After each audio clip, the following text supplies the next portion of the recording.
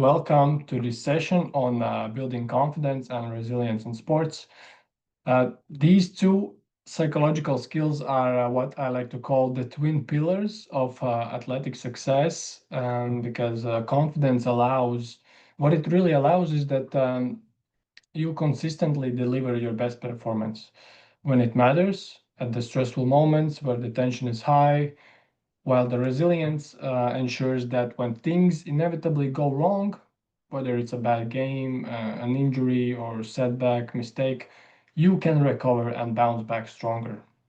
So today we will focus on the first half of that equation, confidence, and we'll explore what sport confidence really means, where it comes from, what research tells us, and most importantly, how athletes and coaches can build it. And in the second part of today's session, we will shift our attention to resilience and recovery. And the purpose of this session is to provide you not only with theory, but also with practical exercises, tasks, and strategies that you can apply directly to training and competition. So, here's how today's session will flow. First, we will dive into developing this self-confidence in sport, how to do it, what it is, why it matters, and how you can strengthen it. Next, we will explore resilience and recovery after setbacks or injuries.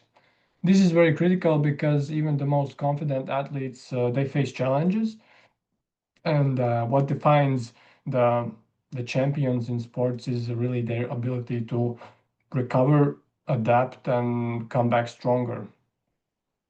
And throughout the session, I will share some practical tools, exercises, and small homework tasks. These are really designed not just for elite performers, but also for coaches, youth athletes, and anyone interested in the psychology of sports performance.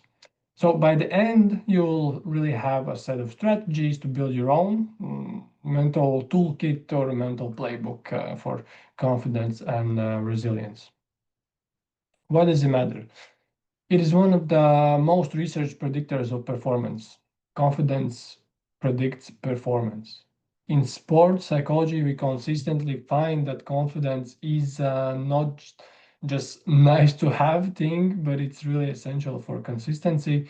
And there has been done research across multiple sports, and it found that self-efficacy, a concept that very closely overlaps with confidence. I'm going to tell you a bit more later about it. It is powerful predictor of actual performance outcomes. So in other words, athletes who believe they can succeed, they tend to perform better, even when their skills are equal for the ones who are maybe even better than them. So this is really about the belief in themselves. And confidence also functions as a buffer against stress and anxiety. When athletes trust in their ability to meet the challenge, anxiety decreases, their focus sharpens, and persistence increases. To simply put this, that confidence provides the courage to keep pushing when things get tough. This topic for me is very exciting because this was one of my master's thesis main topics, which was really confidence. And exactly what is the next big term or definition is the sport confidence. So what it is? Robin Wiley was one of the leading researchers in this field, and he defined it in 1986 as the belief or degree of certainty that an individual possess about their ability to be successful in sport. So a few key points flow really out from this definition, that confidence can be general or task specific.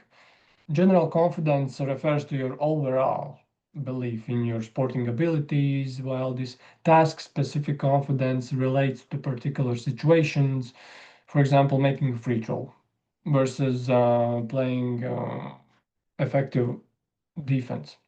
So confidence, it is not fixed, It isn't something you're simply born with or without.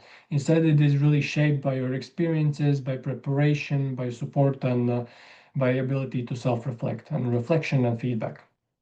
And also, confidence is a skill. Too often, athletes assume confidence is a personality trait, something you either have it or don't.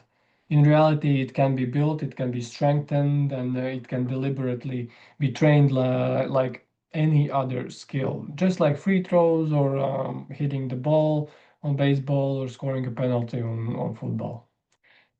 Um, Another research in this research from 2009, they interviewed world-class athletes across range of sports, and they found a clear pattern that confidence was one of the most consistent predictors of performance at the highest levels.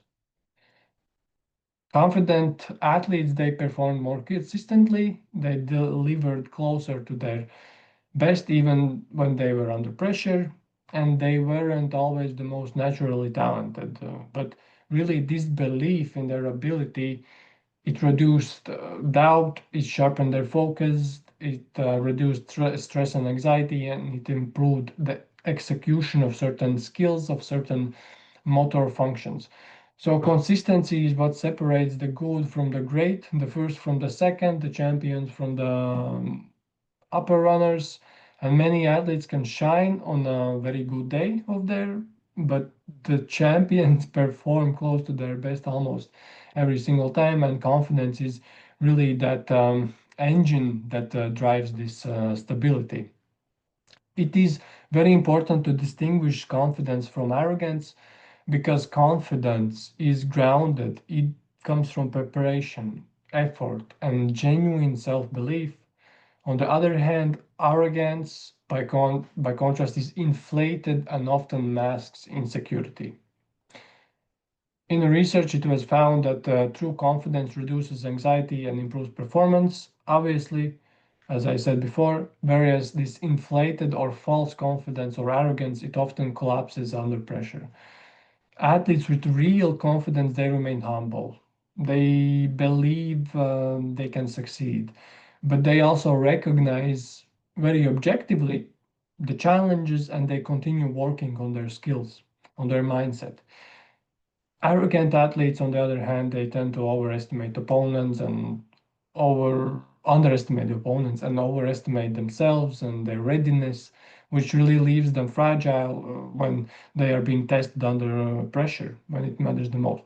So when we talk about confidence, we're not referring to bravado or showmanship. We're really talking about this grounded belief system that endures under pressure. Confidence and motivation are also very closely connected because when athletes feel confident, they're more likely to take on challenges, persist through adversity, and maintain effort when things get really tough. It is emphasized in research that confidence acts as a driver of motivation. The more confident an athlete feels, the more likely they are to push themselves. Conversely, motivation can also build confidence. When athletes are motivated to prepare and practice, that preparation strengthens their confidence. So think of it as a cycle: preparation, confidence, motivation, and then more preparation. This cycle is one of the most powerful forces in the athlete development. Once again, preparation, confidence, motivation, and from that comes more preparation. And then again, preparation, confidence, motivation, and more preparation. As I mentioned before, that confidence is a skill, and also that confidence isn't static. It fluctuates sometimes from day to day. In one research, it showed that confidence levels are shaped by several factors, which being recent performance that success builds, but failure it can erode the confidence. Also, feedback from others is very important, whether supportive or critical. Both ways important. Self-talk. This is the internal messages that athletes give to themselves. Physical readiness, including injury, fatigue, and quality of preparation. So that's why confidence needs to be deliberately managed. If you rely only on external circumstances, your confidence will rise and fall like a roller coaster, basically. You'll arrive up here, you'll be fully confident, and then you're just gonna fall down. The best athletes learn how to stabilize their confidence, regardless of short-term outcomes. Imagine it as like your confidence not being like this, riding up and down, so with so big frequencies, but imagine it like a small wave rather, that it fluctuates like this.